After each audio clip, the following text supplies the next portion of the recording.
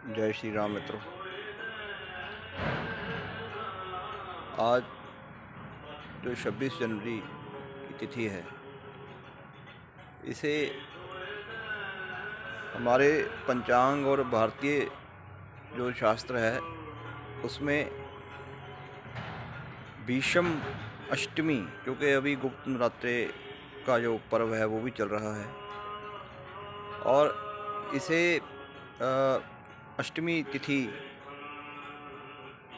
और इसमें भी इसको भीष्म अष्टमी का नाम दिया गया है। जो भीष्म पितामह से जोड़कर है इसका, भगवान उनके जो शांतनु जी का नाम भी लिया जाता है इसमें जब हम इसकी विधि करते हैं।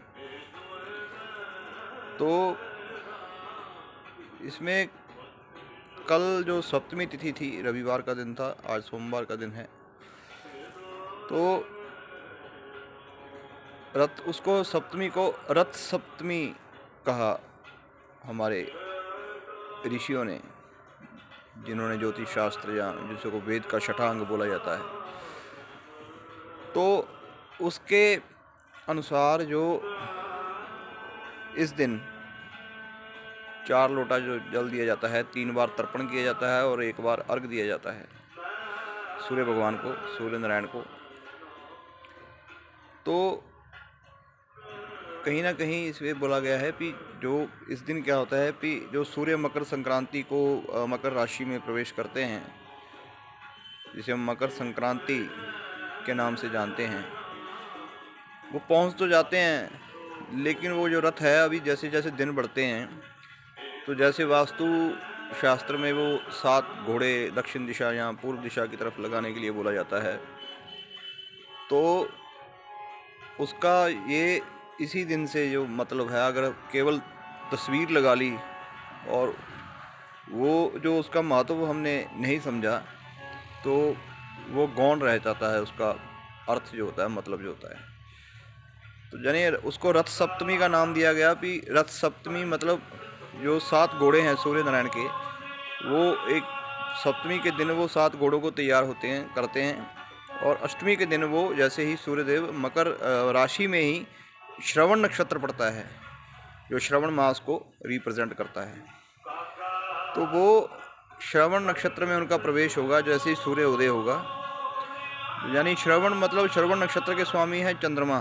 श्रवण मतलब सुनना। भगवान विष्णु और भगवान शिव दोनों को इसका अधिकार प्राप्त है, आधिपत्य है इनका, और भगवान विष्णु इसके देवता हैं। तो मतलब सुनना सुनाना। इससे पहले क्या भी आदमी में दोष होता है, जैसे हम किसी की बात नहीं सुनते। तो इसमें कई कथाएं, और हमारे भारत में अनेकों अनेक पर्व मनाए जाते हैं, त्यौहार मनाए जाते हैं। तो यही बात सोच रहा था कि एक क्यों इसका भीष्म अष्टमी। तो हमारे शास्त्रों में ये भी वर्णन मिलता है, जब भीष्म पितामह तीरों की शैया पर लेटे थे, तो उन्होंने अपने प्राण, जैसे उनको इच्छा मृत्यु का वरदान था, तो शास्त्रकारों ने तो कह दिया कि वो उस समय जो सूर्य है वो दिग्बल प्राप्त करता है, और उस समय अगर हम आदमी प्राण देता है, पुराने समय में ऐसी मान्यता रही होंगी, तो वो सदगति को प्राप्त करता है। तो वैसे तो वो जैसे विष्णु सहस्त्र नाम का पाठ करते हैं, जैसे भीष्म पितामह ने ही वो युधिष्ठिर और सभा में पांडवों के समक्ष वो सब गाया, और भगवान श्री कृष्ण ने उसके अर्थ भी किए थे। वो भगवान कृष्ण के अनन्य भक्त थे भीष्म पितामह, लेकिन उस समय कुछ परंपराएं या वो वचन के ऐसे पक्के थे, वे उससे पीछे नहीं हटते थे, उसके कुछ भी है, लेकिन वो भगवान कृष्ण को ही अपना इष्ट मानते थे।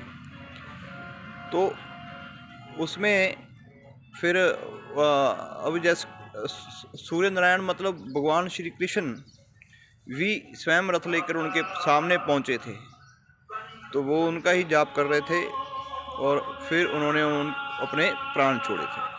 तो इसको इस दिन पितरों का मतलब उनको देने का तात्पर्य, मतलब भीष्माष्टमी का मतलब कि हम अपने पितृ जो हैं, वो हमारे कई सालों के, हमारे 1 साल या कैसे उसके हमारे जो पाप हैं वो नष्ट हो जाते हैं।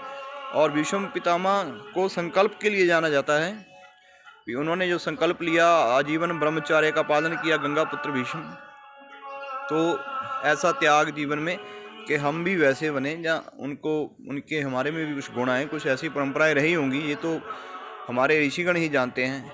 लेकिन हमें जो भी पंचांग, ये कोई मेरे द्वारा बनाई की बात नहीं है कि मतलब ज्योतिषीय पंचांग जो कहता है उसके हिसाब से ऐसा करना। और वैसे समय थोड़ा वो हो गया क्योंकि कुछ ऐसी स्थितियां थी भी नहीं कर पाए।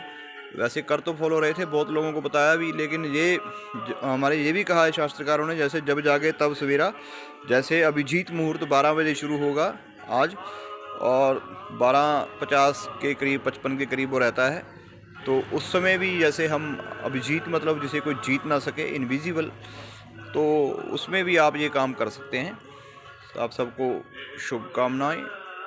जय श्री राम।